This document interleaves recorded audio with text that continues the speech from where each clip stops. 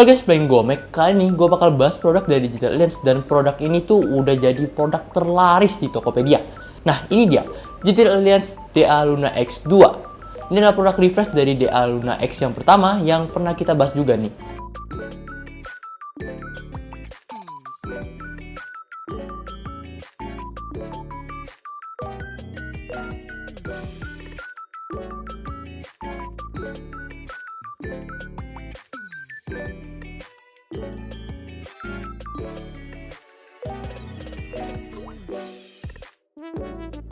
Nah, kita mulai dari desainnya. Nah, untuk varian warna di sini cuma ada satu warna nih, warna putih aja. Dan menurut gue sih memang warna hitam tuh udah biasa aja, jadi memang nggak perlu dimasukin nggak sih?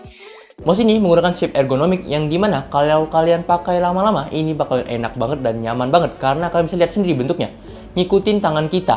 Dan itu mouse ini juga main aman dari shape-nya karena bentuknya yang cukup besar, nggak kecil-kecil amat. Jadi kalian yang tangannya kecil atau gede, ya enak-enak aja sih, karena menurut gue ini cukup standar lah shape-nya.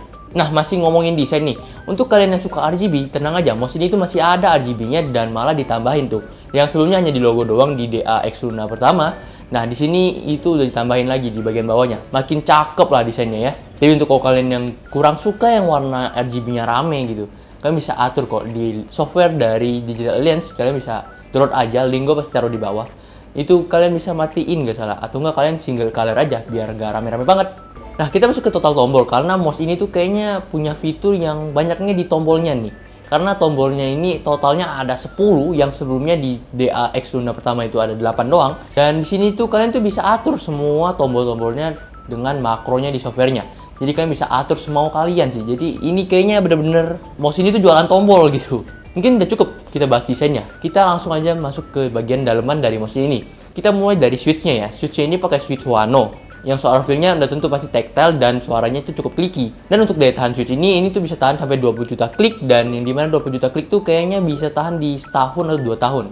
Kalau kalian terlalu barbar mungkin setahun aja sih ini. Terus kita lanjut ke bahas sensornya. Sensor ini pakai PMW 327 dengan DPI 6200 yang sudah 1000 Hz polling rate-nya. Yang artinya segi sensor mouse ini tuh udah gak ada masalah. Untuk kalian mau main game, mau kerja tugas, ini udah gak ada masalah. Dan ya untuk kayak ngerasa delay atau nggak enak buat ngeflick itu udah aman banget dari sensornya. Kalau kalian tanya apakah ini ada upgrade dari yang seri pendahulunya? Iya, ini upgrade karena yang seri pendahulunya itu pakai PMW 3325 yang kita rasa sih udah cukup oke ya.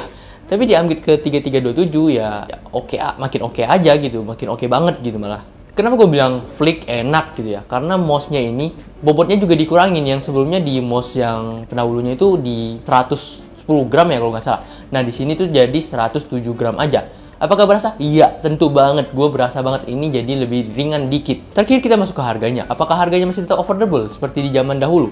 Yap, Digital Alliance tuh masih tetap ngasih harga yang cukup affordable. Harganya tuh dibanderol di 269.000 aja.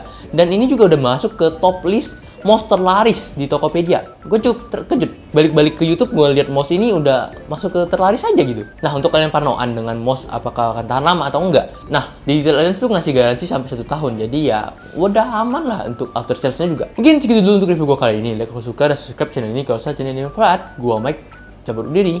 Kasih tau gue kalau kalian ada requestan produk apa lagi yang pengen gue bahas. Tulis di komen di bawah ya.